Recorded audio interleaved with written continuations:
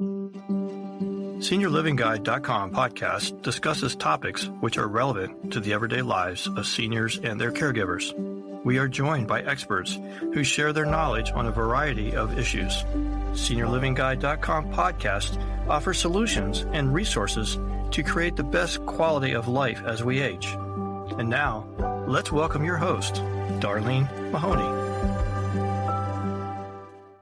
Does the idea of searching for senior housing solutions seem overwhelming? SeniorLivingGuide.com is your one-stop shop for all things senior housing, memory care, home health, home care, and other senior resources. Visit us today at SeniorLivingGuide.com to connect directly and get the information that you need to make the very best decision for you or your loved ones. And I would like to express our gratitude to our podcast sponsor, Transmed Care Long Distance Medical Transportation. When a loved one with a disability or medical condition needs to relocate, Transmed Care is here to help with safe and secure nationwide medical transport services with an emphasis on comfort and care.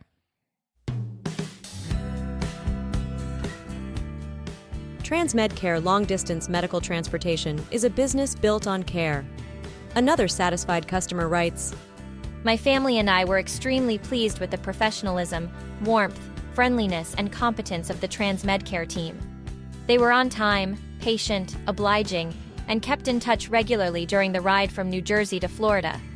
And they were very kind to my husband. I highly recommend this company." To learn more about Transmed Care, visit the website at trans-medcare.com. And we are super excited today to be joined by Dr. Gregory Cardinal on the SeniorLivingGuide.com podcast. He is a DPM, an MS, and an FACPM, and we'll find out what all that means. He is a board-certified podiatrist providing house calls throughout the DC metro area, including Northern Virginia and Maryland, for over 8 years. He has a BS at the University of Minnesota, a Doctor of Pediatric Medicine, Scroll College of Pediatric Medicine, MS in Healthcare Admin and Management, Rosalind Franklin University of Med and Science, and he is a board-certified American Board of Pediatric Medicine. For some reason, I was struggling with pediatric today. Thank you for joining me. Yeah, no problem. It's podiatric is probably the no, but it's I stand corrected. That's all right. That's all right. I had trouble in the beginning too. So you learn something new every day, and that is definitely a new one for me. So yes. So say it one more time. Podiatric. Podiatric. Podiatric. Okay. Medicine. Doctor of Podiatric Medicine. Okay. Yes. Because almost the other way, it sounds more like almost children's medicine. The way I'm saying it for sure. That's fine. Podiatrists know what you're talking about. Exactly. So I'm super excited because we're going to talk about something today that is absolutely a very important part of the body. And it can be a game changer if you have issues with it. It can absolutely change your quality of life. And it's the feet, which is what you basically specialize in. Right. Yeah. So I've been a podiatrist for 12 years now or so, and seen a lot of feet over the years, both in a hospital setting, clinic setting, and now with the house call practice.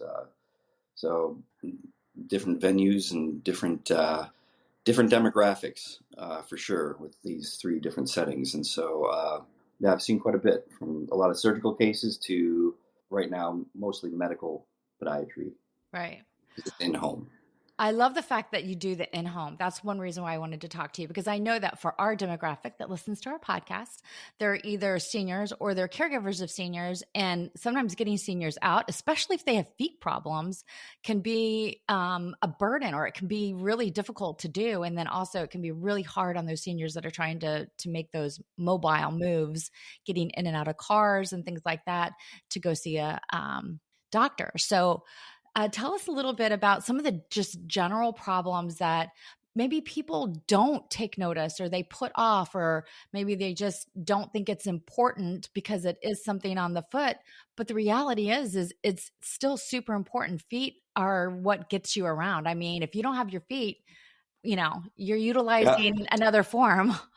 Right, right. Yeah. So unfortunately, the feet are taken for granted a lot. People don't really seek out a podiatrist until there's some kind of pain or problem or something they notice on their foot. And so it's good to start, working on your feet in different ways, keeping, monitoring them and doing stretches and things like that for your feet, actually from a young age. But a lot of in the older population that I see, a lot of it is since they're mostly the MDs and whatnot, or the nurse practitioners coming to see them, are really focused on bigger kind of health issues, and they're not really concentrating on the feet too much, and they don't really notice them until a caregiver might be giving them a bath, and they notice that their toenails are too long or too thick, or they're discolored, or there's a wound on their foot, which can be especially problematic in the diabetic population. Oh yeah, for sure. And so, but I see a lot of overgrown toenails, fungal toenails and things like that. And it's almost kind of like when you go to the dentist every 6 months to get your teeth cleaned, or once a year, or how often you do it. You want to, if an older person can't reach down there and clip their own toenails or whatnot. And I know a lot of home health agency personnel aren't allowed to clip their nails, especially if they're diabetic, just in case they can cause a wound or they don't really know what they're doing. Especially with thickened toenails or ones that have not been cut in a while. It's good to get a podiatrist in there and really do an exam of the feet, see if everything's looking okay, checking the pulses, checking the skin condition, the nail condition. We test for feeling, especially in the diabetic population, if their diabetes isn't being managed quite well, or if they have peripheral neuropathy, they tend to lose the feeling in the feet can be diminished.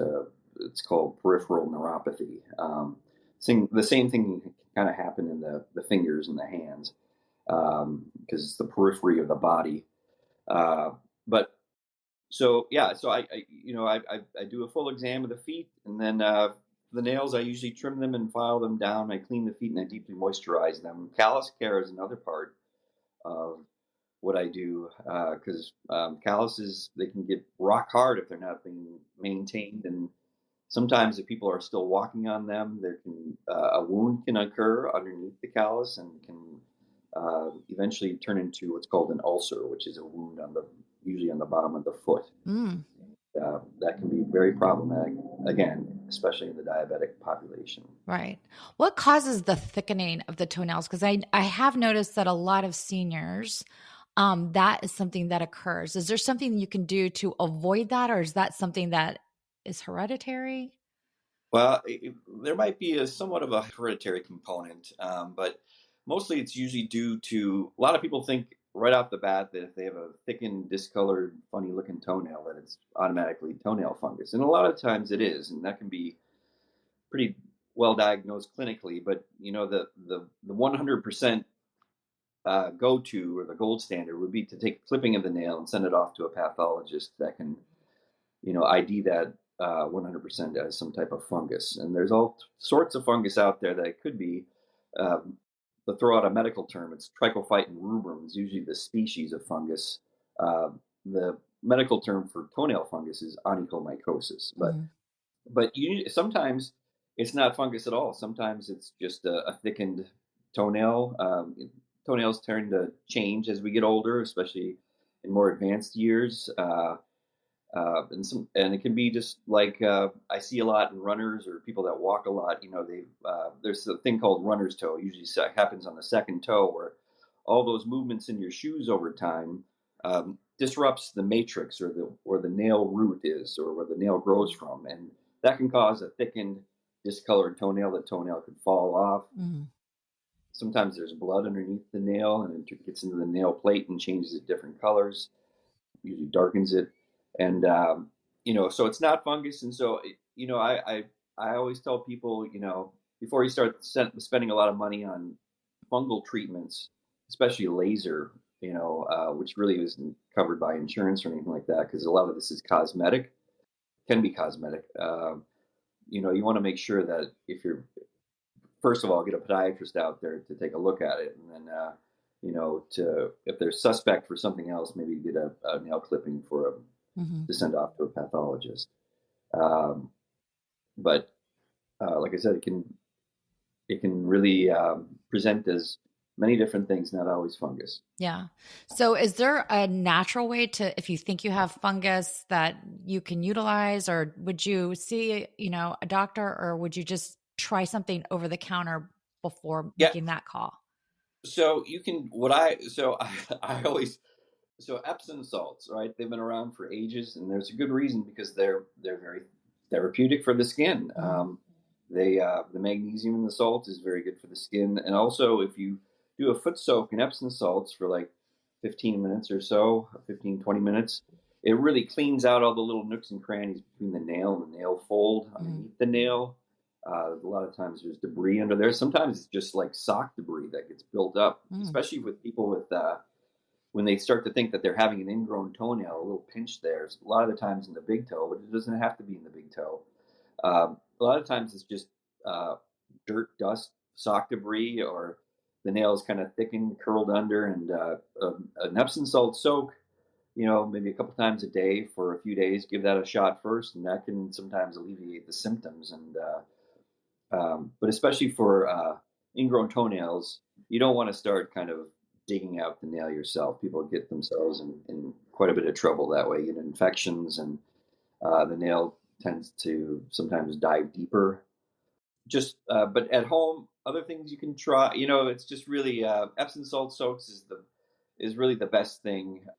You can really, some people swear by like tea tree oil, that type of thing.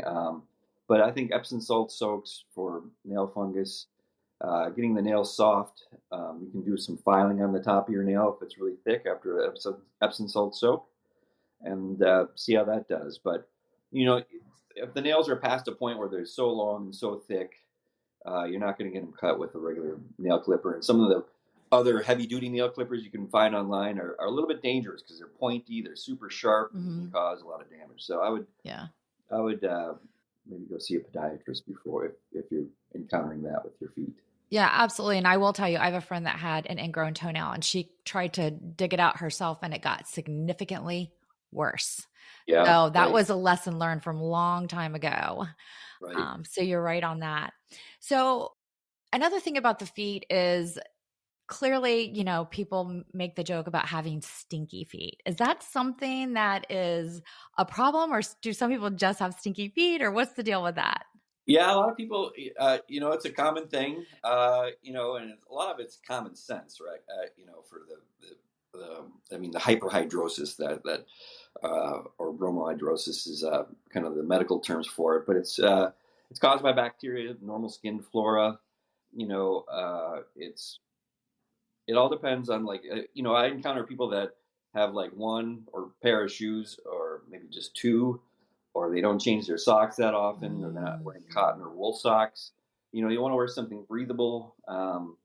But if your feet are enclosed in some thick socks or shoes all day long, it's just a breeding ground for fungus or that kind of buildup of bacteria and sweaty feet. And the common sense is, I've got like 10 or 12 pairs of shoes, and I always get home and I change out. I take off my street shoes and I go into a pair of Crocs. They're airy, they're light, and as a podiatrist, I can't recommend anyone go barefoot. But I know there's a huge barefoot population out there, and it's really hard to change their mind. But really, because I see a lot of people even just like, oh, my feet hurt. I get home and I'm walking around and I watch them walk and I hear them walk, and it's just like they're stomping like an elephant in the room. It's like, well, you're really hard on your feet. You gotta, just go into a pair of slip-ons or something. Yeah.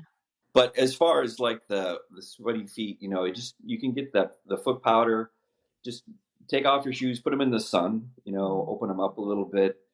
Wear common sense socks like cotton or wool socks, and throw out the old shoes and socks. Some people just have them for years, and there's no point, really. Yeah. But if you think about it, it's like clothes. You wouldn't keep putting on the same outfit every day without doing some form of, well, typically you'd just wash it, but clearly shoes may not be like throw in the laundry, but to Right. get to clean it out. Otherwise, you're just putting your foot into something that is dirty. Right, right. And so, and it's some of the older population, they don't really walk much.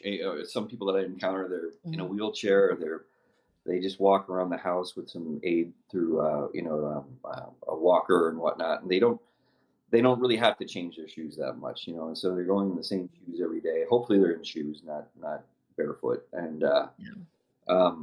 so I can understand wearing the same shoes in that regard. But like I said, a lot of people really don't think about the feet until they pipe up and say something, my foot hurts, or boy, Yeah. Mr. So and or Mrs. So and so, your feet don't smell the greatest. And again, Epsom salt soaks are a wonder.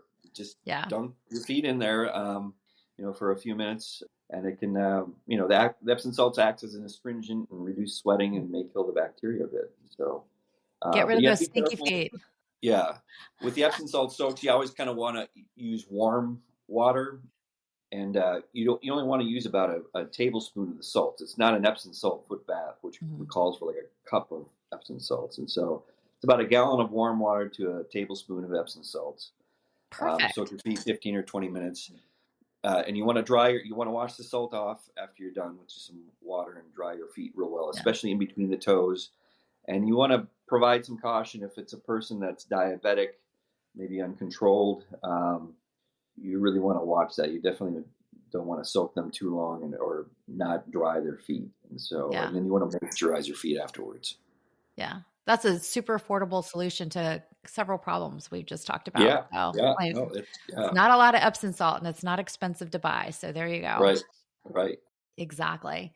So I know that, one thing that you definitely get, and we talked about this, are the calluses. So what about calluses that for older people, diabetic and non-diabetic, that might need to be treated? What would be a good Sure. sign of that? So for calluses, they usually appear on the bottom of the foot. If they're on the top of your toes, those are called corns. The medical term is basically hyperkeratosis, which is just a buildup of skin, usually on pressure points of the foot. So if people have hammer toes on the top of the foot, it's usually occurring on the top of those hammer toes. They're rubbing against something, usually the top of the shoe.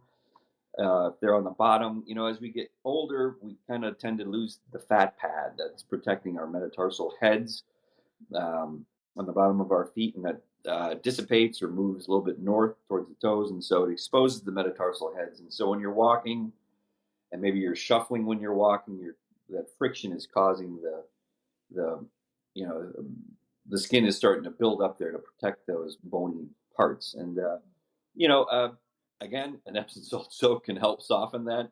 Moisturize your feet. A good moisturizer, I always use something with an ingredient called urea, UREA, usually about 10%. It used to be by prescription, but now you can find it over the counter. Nice. And that's a very good moisturizer. I'd stay away from petroleum products, especially Vaseline. Kind of more or less sits on your skin. It doesn't really provide enough deep moisturization that you're looking for, especially with calluses. Yeah. And then, I wouldn't try. I mean, you can use a pumice stone, and when you're in the shower, and kind of rub that over the callus and see if that will kind of at least get the hard part off. But if you're diabetic and you've got some calluses there, you'd really want to see a podiatrist to kind of pare that down. And because calluses, especially in people that don't have very good feeling in their feet anymore, they can, like I was speaking about before, they can develop a wound underneath their foot, underneath the callus, and it's called an ulcer, and that's another problem and a half for people with diabetes or Right. diminished feeling in their feet. So. Hi, this is Andrew Brainerd, owner of TransMedCare Long Distance Medical Transportation. We are proud to help make this podcast possible. When a loved one under medical care needs to relocate, TransMedCare is here to help. We offer the very best in nationwide medical transport with fully appointed vehicles and a team of caring medical professionals. At TransMedCare, nothing is more important than bringing your loved one home safely. Visit our website at trans-medcare.com. And one thing that I had read like years ago, and it's not something that I ever thought about, is getting skin cancer like underneath your fingernails. Is that something that's happening on the feet? Do you find cancerous issues on people's feet? So so skin cancer can present in many ways on the feet, especially, well, for like moles, I always want to keep track of moles on your body. And as far as pertaining to the feet, you want to keep track of them. Sometimes people take pictures of them. If you want to notice for any irregular borders, any color changes in that mole, if it's turning kind of a bluish color, irregular borders, if it's getting maybe darker or larger, you want to keep track of that. It's okay to talk to the dermatologist or the podiatrist and say, hey, I'm concerned about this, because it doesn't hurt to biopsy these types of things. Yeah. And then as far as the nail, it can present melanoma can present in the nail.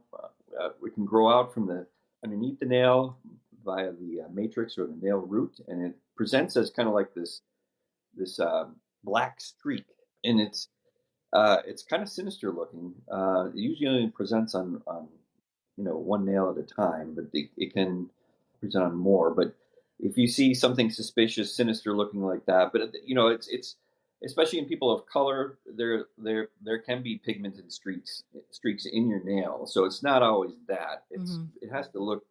It usually has a wider base, kind of at the cuticle, and then kind of goes up into a more narrow portion along the length of the nail. And if it's dark, like black, especially in the skin part right behind the cuticle, you should probably get that taken a look at. Maybe get a biopsy or have someone lay some eyes on there. But it can present there, and that can be a lifesaver just to get it biopsied. And if it's not, then now you know. Yeah. I don't think people think about cancer in the foot. I mean, the thing is people have to think anywhere there's skin, you could have cancer at the end of the day. So, and not always necessarily exposed skin. So I know that some people think, well, I wasn't out in the sun and this part of my body was really never exposed. I will tell you, you can still get cancer in those areas. I don't know how, but you absolutely can. If you feel like it's never seen the light of day, it can still present with cancer. It definitely can. Yeah.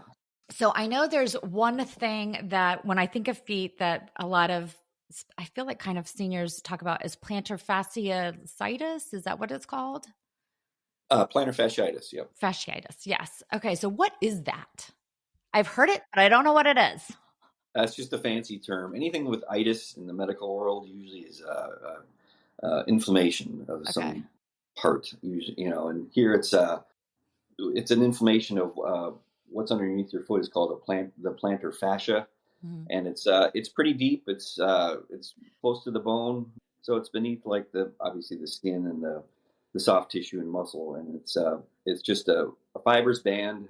Originates on your calcaneus or your heel bone, and inserts on your forefoot. And there's three bands: usually the medial, the central, and the lateral band. And it's almost always like the medial band, or the origination at the calcaneus or the heel bone, that people usually present. They wake up in the morning, they step down, and they feel like someone just, took a knife and poked their foot right in the heel. And usually tends to get better with, after walking around a little bit. Sometimes can throb or feel like it's bruised, and that's pretty much what it is. And so it's an inflammation of that origin of the plantar fascia. And so, that happens a lot in people that overdo things, or they're running in new shoes, or they went too far on a walk, or they're going barefoot and things like that. It can really, there's many ways it can occur. And some people don't really know why it occurred, but there's an inflammation there, and it usually has to do with a lot of lack of stretching. Like you're really kind of putting some strain on that fascial band underneath your foot. And so you want to try and, good thing to do is just go ask Mr. Google, for foot and ankle stretches. Really easy things, and start doing that. And even if your foot doesn't hurt, one way you can stave off the the plantar fasciitis from happening is just remain pliable. I mean, just like Tom Brady's been able to play football, or did play football for a long time, because he was pliable. You know, he was stretched out, and you know, and get older, we're not as flexible as we were when we were younger. And even though plantar fasciitis can happen when we're younger, but you know, the stretching is the first thing. Followed, you know, icing as well. You just get like you know, there's all sorts of things you can spend a lot of money on, fancy contraptions, but just get a water bottle, freeze it, put it down on the ground, roll your foot over it, and then massage that cold therapy in with like a tennis ball, or I like to use a baseball and things. You can kind of just, because it, like I said, that plantar fascial band is deep into the tissue, so you want to ice the foot and push it in, the icing effect with like the ball massage. Do the stretches, and obviously rest. You know, it's hard to say that to people that are very active, but you know, if you're going to keep on doing what you're going to do, it's not going to, you know, your body's telling you something that, hey, we got to take it easy here for a minute. Is that related to anything that, I know this has happened to me, where I'll walk and I get like a shoot of nerve pain through like my toe, and I'll have it for a while and then it kind of goes away. What is that? Well, it all depends. Usually nerve pain presents as like burning, tingling, numbness, kind of electrical sensation and so, that can be like a tweaked nerve in a way. And so, I mean, there's a lot of neurovascular structures in the foot. And, you know, it's amazing that we don't, I mean, the foot is an amazing part of the anatomy. And most people don't realize like what's going on down there, or what's in your foot. And, you know, until something's happening, but you know, until you break it, sprain it, and then you really appreciate that little foot down there. Yeah, and you know, if you can't walk, or you have trouble walking, it's hard to deal with. Yeah, for sure. So, I was going to say another thing about plantar fasciitis. You know, you want to get, especially if you're a walker or a runner, you want to get in some. You know, they make shoes so great these days, athletic shoes. I mean, they're just so well built, and you know, you don't have to spend hundreds of dollars on shoes. I always tell people you want, because a lot of people buy these things online, and you know, if you can send them back, great. But you know, I always say go, you know, towards the end of the day after you've been walking around a bit, your foot's a little bit swollen from walking, and go shoe shopping. You know, and go with what feels the best. You know, just don't go by what someone told you is the best shoe. You know, but you know, but for even, it's so funny because even for me, I know people that love certain brands that have that high arch. And I cannot wear them. They cause me so much pain. They're so uncomfortable. Right. So I don't know why. I guess it's because I don't have a high arch. Yeah, you know, it's you know, like you have to go really with what's comfortable. You know, if you've got, so I've got flat feet, you know, and I don't really wear orthotics. I wear pretty good shoes. I don't wear flat shoes because that would hurt my arch after a while, because it's just there's no support there. But I wear things like Asics. Sometimes I put inserts in my shoes, but I don't have custom orthotics in my shoes. But you know, you want some sort of support in your arch, and a lot of that's already built into some of these shoes. Otherwise, you can get shoe inserts, you know. But a lot of the things like that you can buy at the drugstore, they're kind of flexible, and you don't. A good insert is going to have kind of what's called a function. It's a functional part where it's more rigid. You can't bend it. Usually in the instep of the foot, supporting your arch, and it doesn't have to be, like I said, like you said, you know, like ouch, you know, it's too supportive in my arch, or it just needs to be, you know, it has to feel right. And what it's doing is limiting sometimes the overpronation that we have. That's kind of like when we're too many forces are going out kind of on the inner part of our foot. That happens a lot in flat-footed people. Or if you're a high arch person, we're over supinating, so we're on the lateral, the outside of the foot. And you know, a good insert will kind of align those, and so you're walking more of an erectus position, control your rear foot and support your medial and lateral arches. And the gold standard for that is to get a custom orthotic, which is you know, a prescription orthotic for your foot. Either we take molds of your feet, or we take pictures of your feet and send it off to a lab, and they make orthotics for your feet only. But like I said, some people can buy with a really just a good shoe. Yeah. So I do have another question. So I know that my grandmother would occasionally say that she has a bunion. What is a bunion? Yeah, so a bunion's it's basically a dislocation of your big toe on your first metatarsal, the big toe, the long bone in your foot, and then a lot of that, so a lot of foot problems, the biomechanics of the foot, how we walk, overpronators, oversupinators, flat-footed, high-arched people, hammer toes, bunions, that kind of thing. It's pretty much genetic. You got your mom and dad gave you your foot type, or your grandma and grandpa did. Yeah. Um, Now I'm afraid, but thank you. yeah, right, right. And it's not always the same on each foot. So it's 2 feet, one body, but not the same together. And so, uh, so bunions really, if they're not hurting you, just get in a good orthotic or a good shoe. But if they're starting to hurt you, the only way to really correct them is to have them surgically straightened out. Especially if they're causing a lot of pain. Yeah. But you can, if you know that you're going to be heading for a bunion because mom and dad or grandma and grandpa, you kind of want to, you can do that, help sort of slow down the process by good shoes or doing some stretching, really taking care of your feet. Same with hammer toes. Everything, all these things tend to progress through life, and they can get really bad at. Aging is not fun.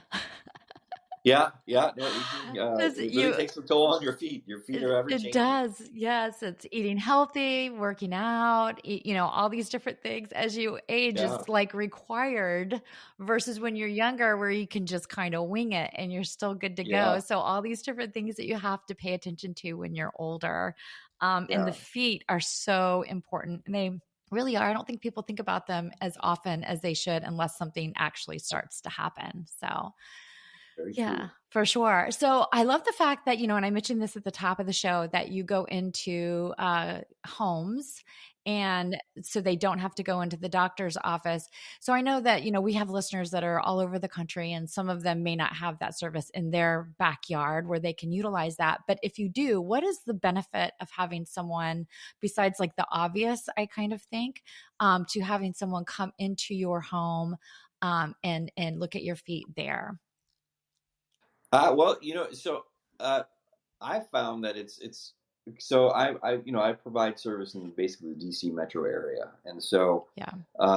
there's a lot of people that live here, a lot of traffic, there's a lot of podiatrists here as well, but and I see a lot of the older population, and a lot of these folks just can't get out, or they don't want to deal with it, or the loved ones don't want to pay for the transportation and the time sitting in the office and whatnot, and so it's almost like a convenience for them. Mm-hmm. And so, and a big, I guess the main number one reason besides the convenience is, I take my time with the patients. It's not, unfortunately, medicine these days, it's all about volume. So Yeah. a lot of people go to the doctor's office and they got to get out of there in 5 or 10 minutes. Mm. The doctor or the nurse practitioners or the or the physician's assistant has to be whisked away to the next room. They see so many patients a day to keep the lights on and whatnot. And so I go and I usually spend anywhere from a half an hour to an hour with some people, especially new patients.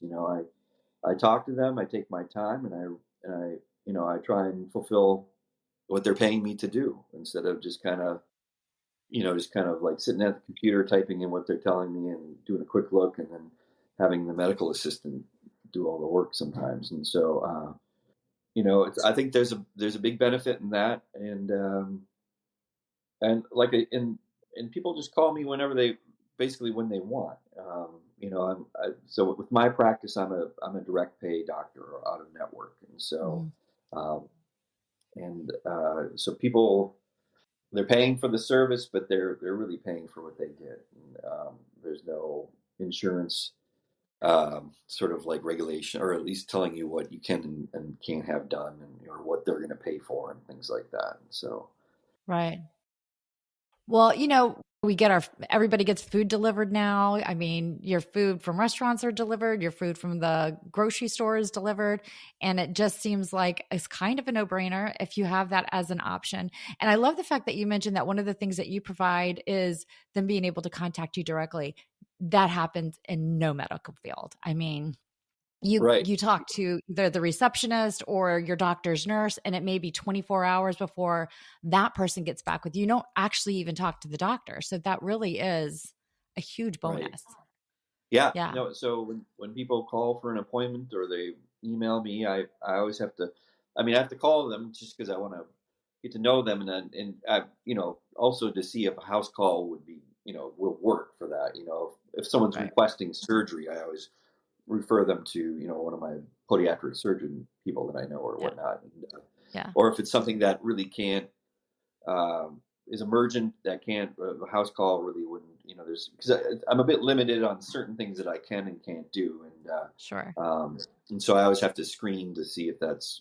But most of the time, for what people call about, it's all taken care of. Yeah. But yeah, I get to they talk to the doctor. They don't talk to the reception. It's just me. Yeah. So Yeah. so Yeah. And I have been to DC. That traffic is a booger. So yeah, right. And so you have to sit in traffic, then you have to sit in the waiting room, and then for a yeah, 5-minute appointment, or then and it's just like, oh brother. So exactly. Well, before we sign off, is there anything that we missed talking about today that you wanted to definitely share? And then also please share your website URL so that anyone that wants to kind of look at your website, get information, especially if they live in the area and would like to utilize you, what that is. sure, yeah.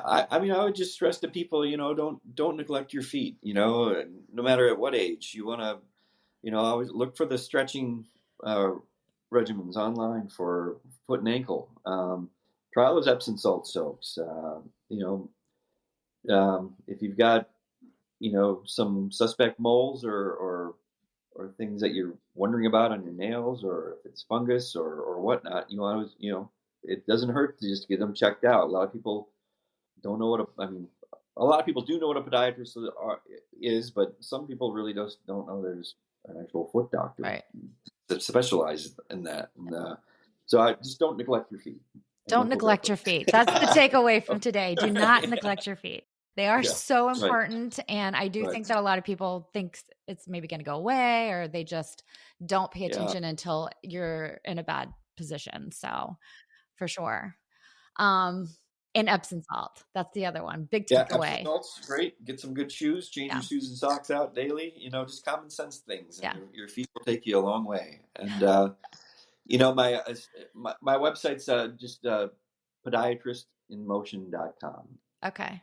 That's easy to remember, podiatristinmotion.com. And that link will also be available in the copy of all of the podcasts. So no matter where you're listening, Spotify, Apple, what have you, that link will be in the content portion in the description of the podcast. So you can click directly there.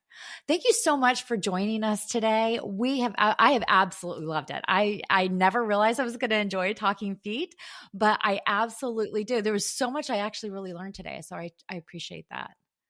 Great. Yeah, no, thank you so much for having me. I really appreciate it. This is great. The Absolutely. feet are great. I mean, they really are. And so take care of them. Yeah, absolutely. Thank you for joining us. We do appreciate you. And if you enjoyed this podcast and you are listening, please feel free to check out a lot of different podcasts that we have done in the past. We've been doing it for 4 years. Anywhere you enjoy or listen to music or podcasts, such as Spotify, Apple Podcasts, Good Pods. We are now available on babyboomer.org. Thank you.